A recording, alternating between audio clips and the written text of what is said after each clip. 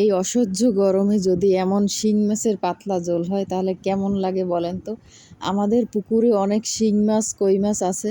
তো আমার শ্বশুর আবার দুইটা বড় বড় পাইপ পুকুরের মধ্যে রেখে দিয়েছে, মাঝে মাঝে এগুলো উঠায় আর এই শিং মাছ কই মাছ পায় আর কি। গরমে পানিও তো গরম হয়ে যায়, তখন আর কি এই শিং মাছ কই মাছগুলো ওই পাইপের মধ্যে বাসা বাঁধে।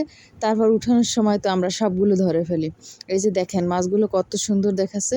মাছগুলো মারার জন্য আমি আর কি ফার্স্টে মাছের মুখে ছাই দিচ্ছি আর কি। মাছের মুখে ছাই দিলে মাছগুলো একটু দুর্বল হয়ে পড়ে, তারপর মারা যায় আর কি। মরা মাছ কাটতেই তো ভালো।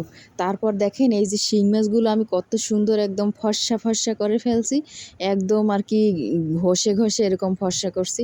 তাতে কিন্তু আমার হাতের অবস্থা 12টা বেজে গেছে আর কি।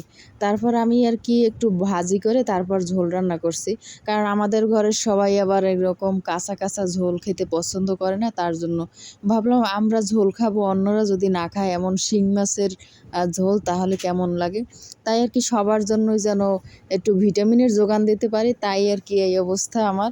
তো মাছগুলো ফার্স্টে ভাজি করে নিচ্ছি সুন্দর করে। আর মাছটা কিন্তু এখন এই গরমে খেতে খুবই মজা। আর শিং মাছ কই মাছ সবসময়ই তো ভালো, এগুলো গায়ে রক্ত হয়। তো ফার্স্টে আমি ভাজি করে নিলাম মাছটা, তারপর তো এখন রান্না করার পালা। তো সবগুলো মশলাপাতি দিয়ে দিচ্ছি আমি। তারপর আর কি ঝোল ঝোল করে রান্না করব। এমনিতে আর কি মাখা মাখা ঝোল করব। কাঁচা কষিয়ে রান্না করার চেয়ে আর কি এইটা রান্না করছি, তাতে আর কি সবাই খাবে আর সবাই তৃপ্তি করেও খেতে পারবে। আবার কাঁচা কাঁচা করে রান্না করলে সবাই আবার একটু নাক ছিটকাইতো, অনেকেই খাইতো, আবার অনেকে বলতো আমাদের জন্য এরকম করে রান্না করলো না কা। এত কথার কি দরকার বাপু, আমি সবার জন্য এরকম একসাথে করেই রান্না করছি, যেন খেয়েও সবাই তৃপ্তি পায় আর দেখেও সবাই তৃপ্তি পায়।